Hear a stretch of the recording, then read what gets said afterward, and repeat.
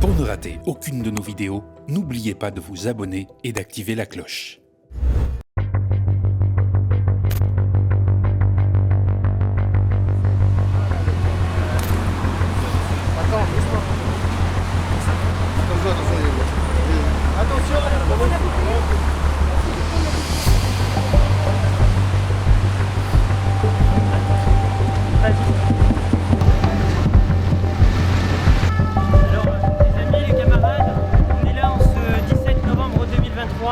Pour rendre hommage au mouvement des Gilets jaunes.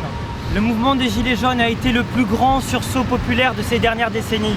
C'est du jamais vu, partout en France, des gens non politisés, des gens que l'on n'entendait pas, des gens dont on disait que la politique n'était pas leur affaire, se sont soulevés, se sont mobilisés. Il y a eu des images magnifiques, émouvantes, celle d'un peuple qui se lève, celle d'un peuple qui se met debout. Et le pouvoir, M. Macron avec son cynisme, il a voulu nous reconduire au silence. Il a voulu nous faire taire, ils ont voulu nous faire taire par le sang, par la répression. Ils ont fait couler le sang dans les rues de notre pays, y compris ici sur les Champs-Élysées. Il y a plusieurs personnes qui ont perdu leur œil. Ils ont réprimé, ils ont envoyé des camarades en prison et Christophe en sait quelque chose. Et donc nous voulions rendre hommage à ce mouvement exceptionnel qui a 5 ans déjà. Et je vais vous dire quelque chose et on va vous dire quelque chose. Monsieur Macron, on va dire quelque chose au pouvoir. 5 ans après, vous pensez que tout est terminé, mais ce n'est que le début. Vous avez enragé le peuple de France. Vous avez enragé les gens qui galèrent et croyez-moi, quand vous allez prendre le retour de bâton, vous allez prendre très très cher et ça va vous faire mal parce que nous ne lâcherons pas la lutte pour nos disparus et pour nos blessés auxquels on voulait rendre hommage.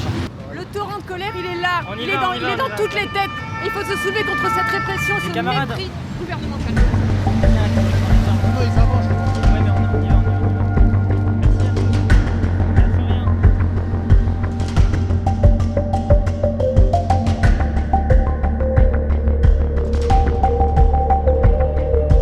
Donc pour moi c'est très important d'être là parce que mes convictions n'ont pas changé depuis 5 ans. Quand j'ai entendu parler du mouvement social Gilets jaunes, c'est quelque chose qui m'a tout de suite interpellé. La vie est difficile pour un futur meilleur. Alors, au début c'était le pouvoir d'achat et après plein de choses se sont engendrées. Mais bon voilà, pour un futur meilleur, un bien commun.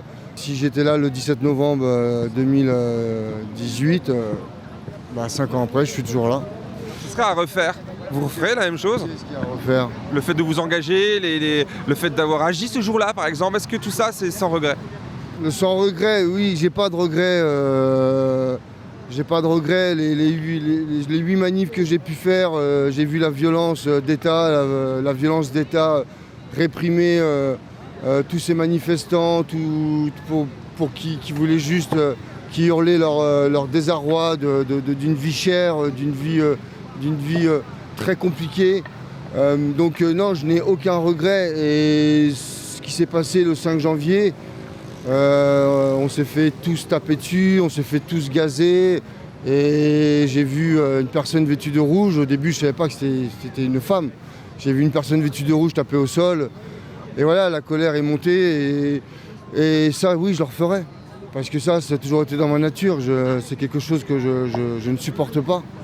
Donc oui, ça, je pense que mon cœur et mon esprit, tout ça, puis j'aurai de la réflexion après, c'est tout, mais ce sera trop tard. Donc non, j'ai aucun regret là-dessus. Voilà, maintenant, bon, ça a engendré beaucoup de complications, mais je suis pas le seul. Alors pour finir, les complications, c'était quoi pour vous? Votre vie aujourd'hui, c'est quoi? Alors ma vie, je n'ai jamais été viré de mon travail, donc j'étais dans la fonction publique. Maintenant, j'ai quand même été isolé, mis au placard. Ça a créé beaucoup de conflits. Et j'ai posé une disponibilité au mois de décembre de l'année dernière pour pouvoir travailler Je fais de l'intérim actuellement. Voilà, je fais ce que je veux, quand je veux, et voilà, c'est tout. Et réellement, j'attends encore mon dernier procès pour les dommages et intérêts du gendarme, qui est le 5 décembre de cette année, normalement, si ça ne change pas, ou qui me réclame 45 000 € de dommages et intérêts. Voilà. Donc j'attends cette sentence, on verra bien. Bon, après, vu comment c'est fait depuis le début, j'ai toujours tout perdu. J'ai perdu la cagnotte Litchi, les dons qui m'ont été donnés pour un soutien familial à la base. Pour eux, c'est une cagnotte qui était faite pour engendrer la violence. Donc on a perdu le procès. Donc même là, tous les gens, les donateurs qui ont donné, il faut réclamer le remboursement des dons qui ont été faits. Il faut qu'ils réclament leurs dons. S'ils ne le font pas, ils ne seront jamais remboursés. Litchi. Ah non, moi déjà j'ai rien, moi j'ai perdu. Mais par contre les donateurs, on doit récupérer leurs sous, leur argent. Alors déjà qu'ils récupèrent leurs fonds, leurs dons. Et il y a même, vu qu'ils ont travaillé avec cet argent, ils peuvent même demander les intérêts qui ont été faits parce qu'ils ont travaillé avec.